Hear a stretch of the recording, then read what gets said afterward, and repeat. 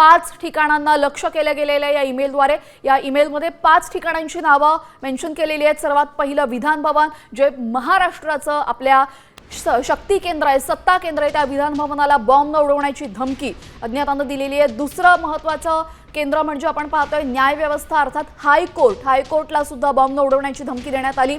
तिसरं महत्त्वाचं केंद्र ठरलेलं आहे ते म्हणजे शेअर मार्केटच्या ठिकाणी आपण पाहतो सकाळपासूनच मोठी वर्दळ असते। तिथे अनेक गुंतवणूकदार सकाळपासून वाट बघत असतात शेअर मार्केट ओपन व्हायची आणि त्या ठिकाणाला सुद्धा बॉम्ब उडवण्याची धमकी देण्यात आली।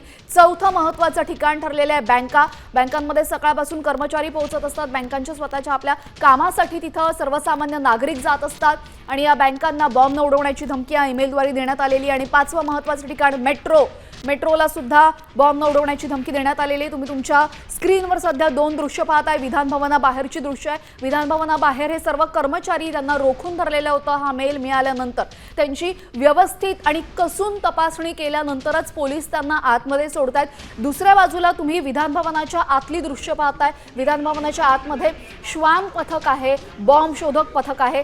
बॉम्ब शोधक पथक आणि श्वान पथकाच्या माध्यमातून कोपरा विधान भवनातला तपासला जातोय। या संदर्भातली एक माहिती आपल्यापर्यंत अतिशय वेगवान स्वरूपात साम टीव्ही आपल्यापर्यंत पोहोचवतोय। 2 दृश्य, एक विधान भवनाबाहेरचं, एक विधान भवनाच्या आतला आम्ही तुम्हाला दाखवलेलं आहे। विधान भवनातून तत्परतेने सर्वांना बाहेर काढण्यात आलं, कारण की सुरक्षेच्या कारणास्तव हा संपूर्ण मोठा निर्णय घेण्यात आला।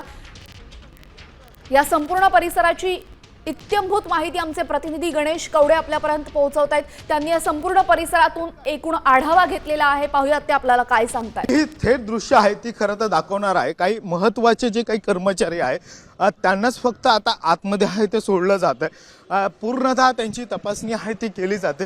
आपण हे थेट दृश्य बघतोय की ही खरं तर विधान भवनाच्या आतमध्ये येताना हा जो भाग आहे खरं तर हा ठिकाणी आहे ती तपासणी होताना पाहायला मिळते।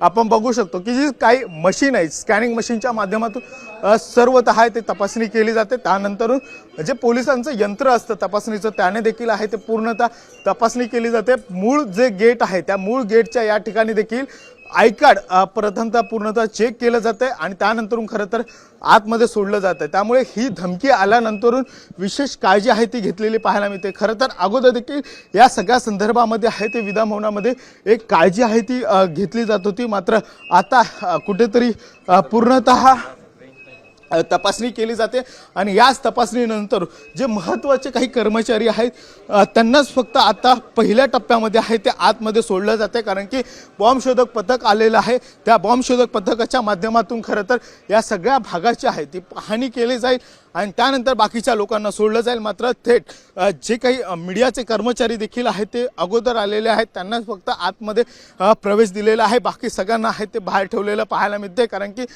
जे काही मोठ्या बॅग असतात खरं तर या सगळ्या बॅगची तपासणी होते। तर दुसरीकडे विधान भवनातलं हे खरं तर 17-18 माळ्याची एक इमारत आहे, ती सगळी इमारत देखील आहे ती पूर्णतः तपासली जाईल, कारण की एक महत्त्वाचं केंद्र आहे, सध्या अधिवेशन आहे। त्यामुळे या ठिकाणी सगळे मंत्री, मुख्यमंत्री त्याचबरोबर सगळे आमदार देखील आहेत ते या ठिकाणी असतात आणि त्यामुळे एक विशेष काळजी आहे ती होताना पाहायला मिळते। खरं तर हे सगळे काही मंत्र्यांचे दालन असतील, ह्या दालनाच्या या ठिकाणी देखील डॉग स्क्वॉड पथक आहे ते फिरते आणि या सगळ्या गोष्टीची आहे ती पाहणी करताना पाहायला मिळते।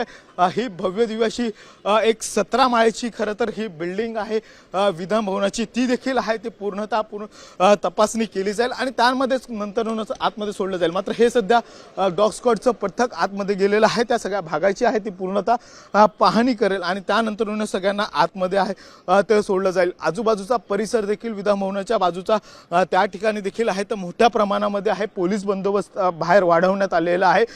खरं तर विधान भवन सुरू असतं त्यावेळेस देखील मोठ्या प्रमाणामध्ये एक पोलीस बंदोबस्त असतो, मात्र आज पुन्हा एक वेगळी फोर्स आहे ती मागून जो बाहेरचा परिसर आहे त्या ठिकाणी देखील एक बंदोबस्त वाढवलेला आहे, कारण की गर्दी होऊ नये यासाठी देखील एक विशेष काळजी आहे ती होताना पाहायला मिळते। मात्र आपण हे काही विधान भवनाचं जे काही महत्त्वाचे गेट आहेत ते सगळे बंद आहेत आणि एकाच गेटमधून सध्या कर्मचाऱ्यांना आतमध्ये सोडलं जातं आहे। मात्र आता जो काही मूळ महत्त्वाचा जो मेन गेट असतो ज्यातून खरं तर लोकांना सगळ्यांना आतमध्ये सोडलं जातो आणि त्या गेटच्या इथे मी ची दृश्य आहेत ती तुम्हाला आपल्याला आता दाखवणार आहे की कशा पद्धतीने सगळी गर्दी आहे ती बाहेर झालेली आहे आणि ती गर्दी आता खरं तर सकाळची वेळ आहे, सगळे कर्मचारी आहेत ते दाखल होत आहेत, मात्र आता या सगळ्यांना आतमध्ये आज सोडलं जात आहे की नाही हे देखील पाहणं गरजेचे.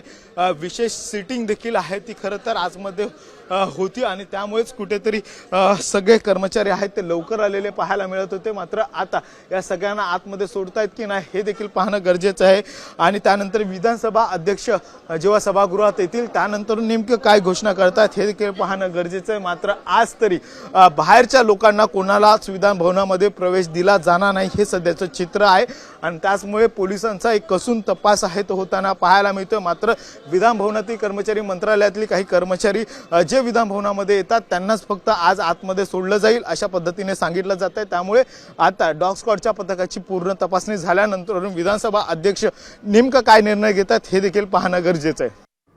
तर आपण पाहिलं आमचे प्रतिनिधी गणेश कवडे यांनी या संपूर्ण परिसराचा आढावा घेतलेला. ही थेट दृश्य विधान भवनातली तुम्ही पाहताय. यावेळेस श्वान पथकाकडनं संपूर्ण परिसराची पाहणी केली जाते. सर्च ऑपरेशन अगदी कसून केलं जात आहे.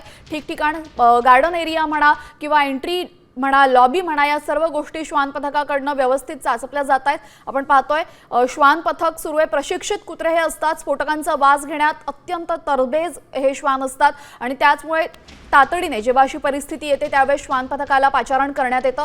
आणि आता आपण पाहतोय श्वान पथक तिथे आहे आणि एकूणच संपूर्ण परिसरामध्ये आपण पाहतोय श्वान पथकाद्वारे तपासणी मोहीम राबवण्यात येते. संशयास्पद बॅग किंवा वस्तू जर काही सापडली